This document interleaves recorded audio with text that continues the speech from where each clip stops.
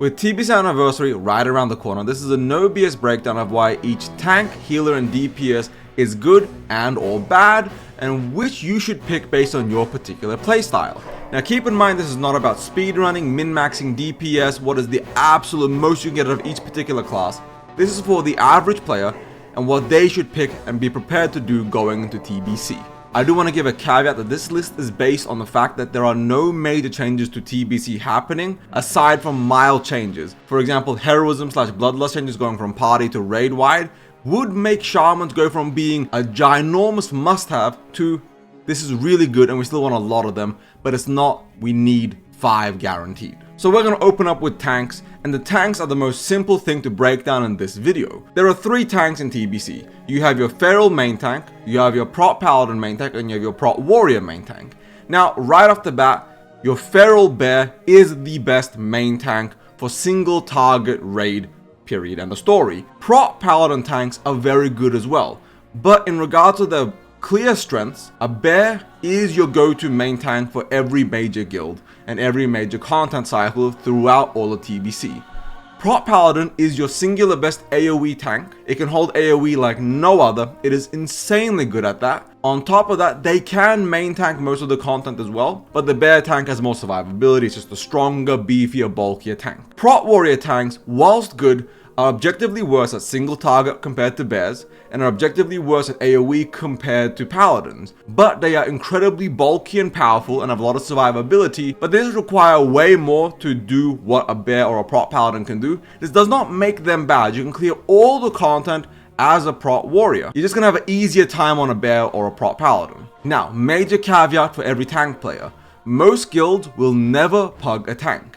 If you're a tank, you're specifically there in a guild already, or you are pugging just from the get-go. If you're a new player coming in late in the expansion, for example, let's say you're coming in SSC or TK or anything like that, you are going to struggle to find a proper guild group because most tanks are cemented and they're not really going anywhere once they found a good home. Now from the pugging perspective, any tank will have an amazing time. There is a billion DPS hosting a pug every day. In fact, you could host your own pug as a tank and fill it out very, very fast. The only problem you likely have as a pug raid leader is healers, as it's always going to be a coin flip, and DPS not being mindless idiots. But that's just the raid leading lifestyle regardless. If you're half geared or even remotely geared, you'll get into any pug instantly. Heck, even if you're not, you'll still likely get into quite a few pugs as well. On the downside, as a prot warrior, you're always third pick, but beggars can't be choosers in the pugging scene. Most pugs will take you. Before we jump into the melee DPS segment, if you liked the video, please like and subscribe as it helps the channel out a lot. On top of that, I do want to add a final caveat right here. This is a purely PvE based video, just like the title and the thumbnail,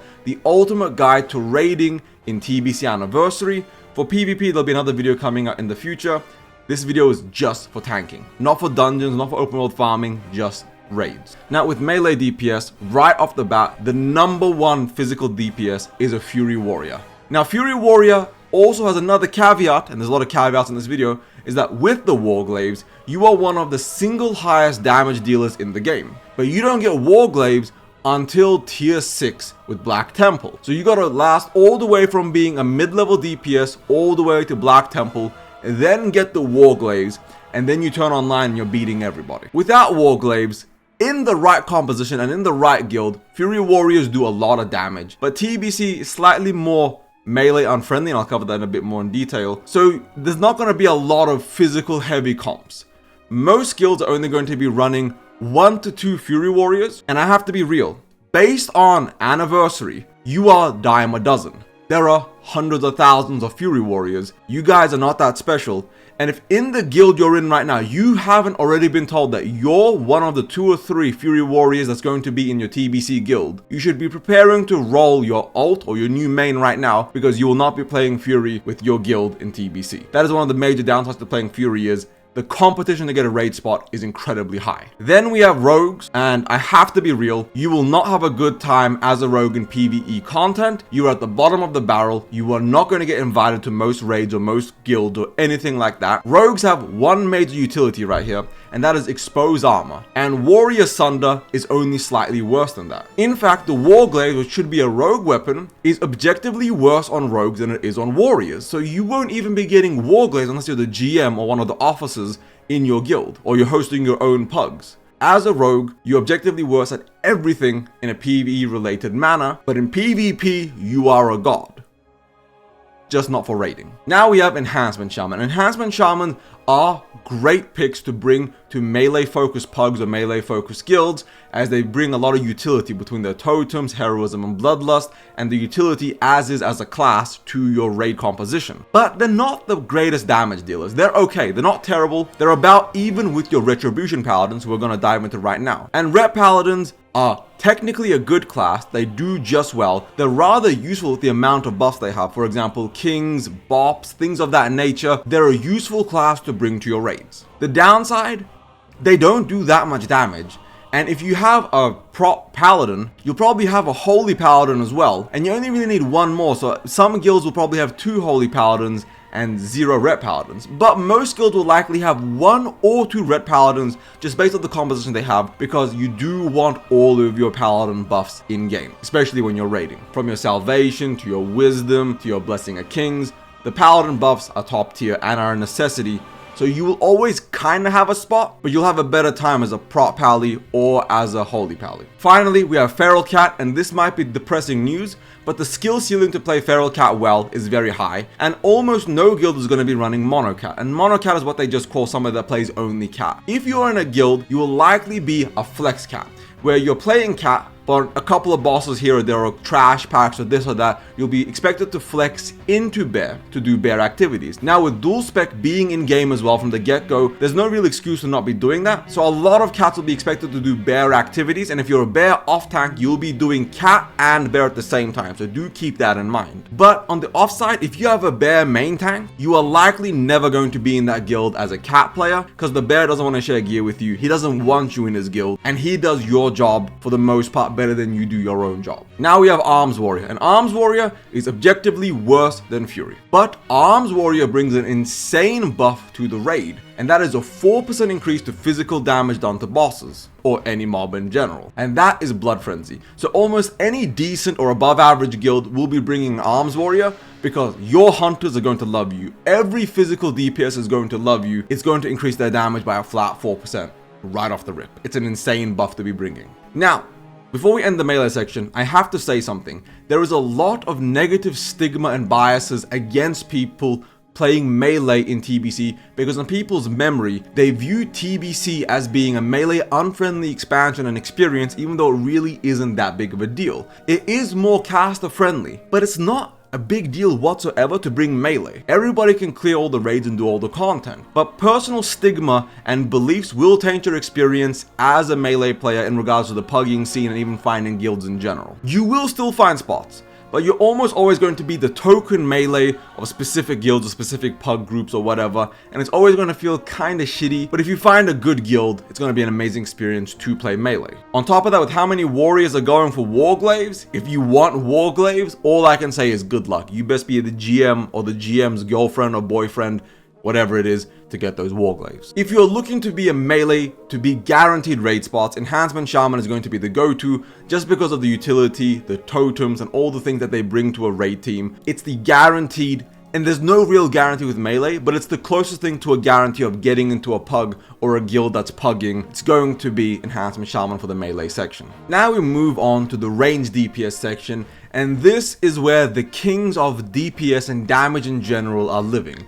At number 1, you have Destruction Warlock, who is the single best DPS, but on a technicality, he can also be the number 2, because the number 1 and 2 are so close to each other that it's kind of wonky. But between Warlocks and Hunters, you have your number 1 and 2 DPS. You have your Destruction Warlock, and you have your Beast Mastery Hunter. Now we're going to dive into Warlock a little bit more real quick. They are just the new Fury Warrior from vanilla in comparison, and if you're good, you will always get a great spot, almost guaranteed. The alternative spec is Affliction, and it's not bad, it's just worse than Destruction. But every guild will try to take at least one Affliction Warlock because of the buff it provides. And that's improved Curse of Elements, which is a flat 3% increase to all magical damage done. And that is a must-have for a lot of ranged heavy, or in this context, magical damage heavy guild composition and raid compositions. So if you do want to play Affliction, you want to do your dot and you want to be your nice little Poison Master and Curse Master, one per guild mostly. Some guilds might run two, but there's not really a necessity.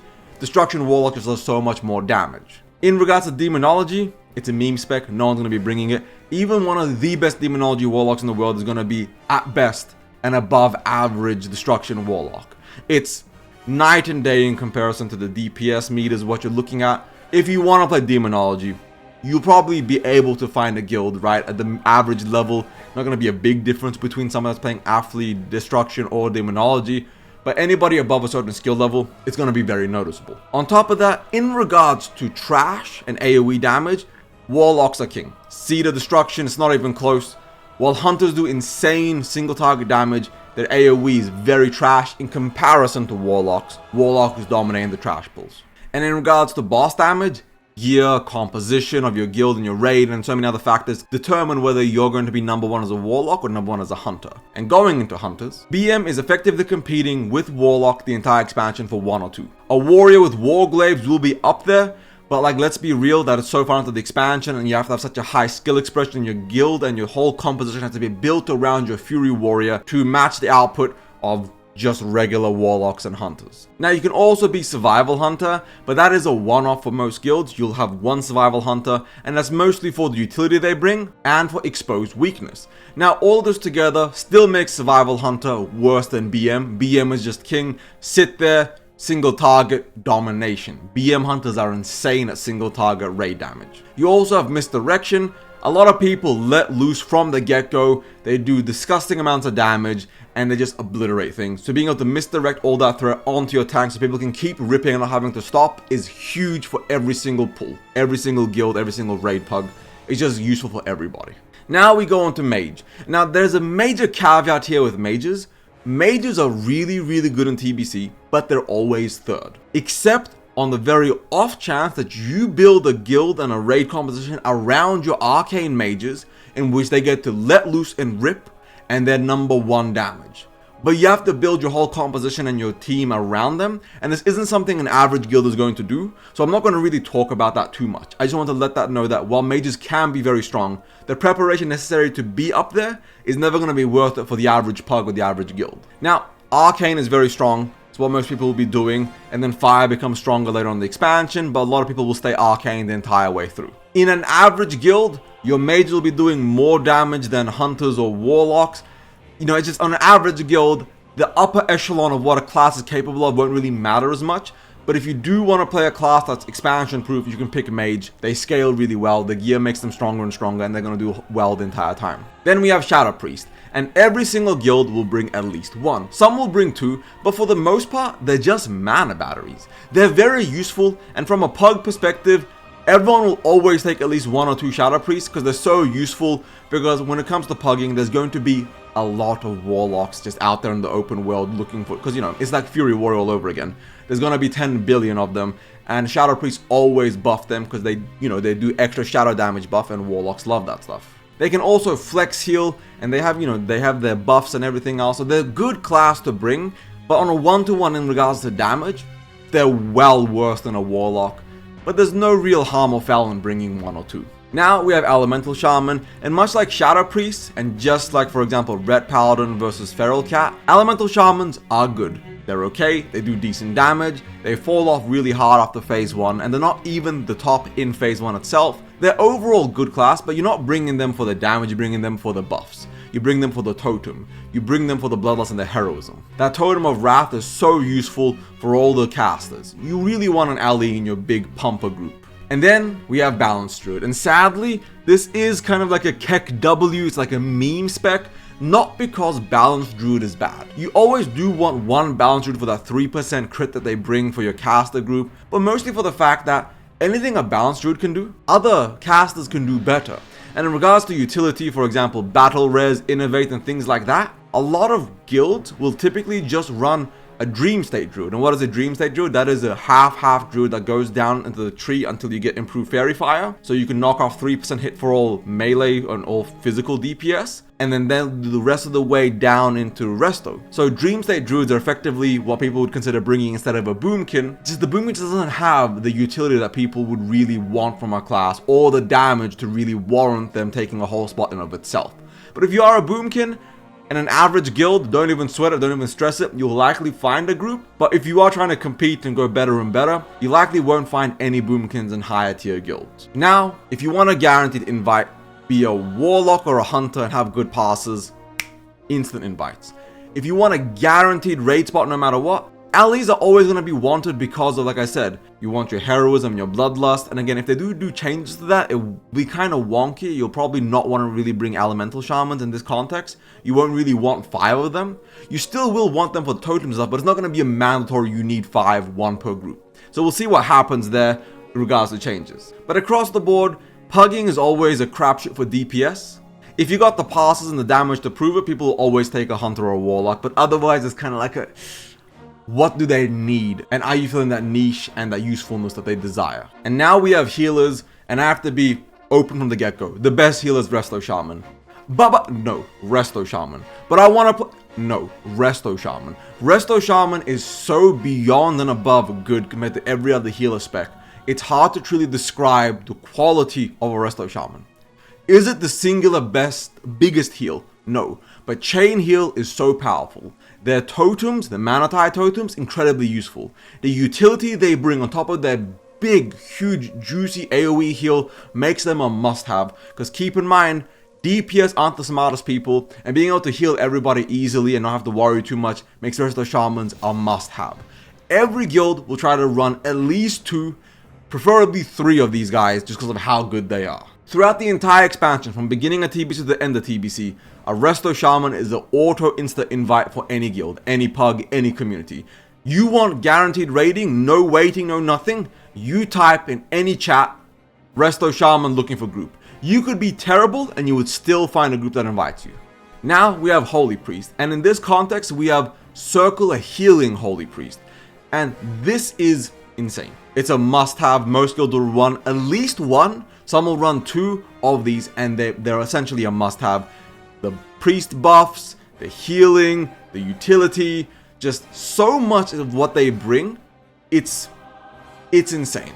Now, most guilds will take what they can get and they won't complain, but if they got the option, it'll be 2 to 3 Resto Shamans and 2 to 3 Holy Priests, or Circle of Healing Priests. Then you have Holy Pally. No guild will turn down a Holy Pally. They're pretty much the single best tank healer.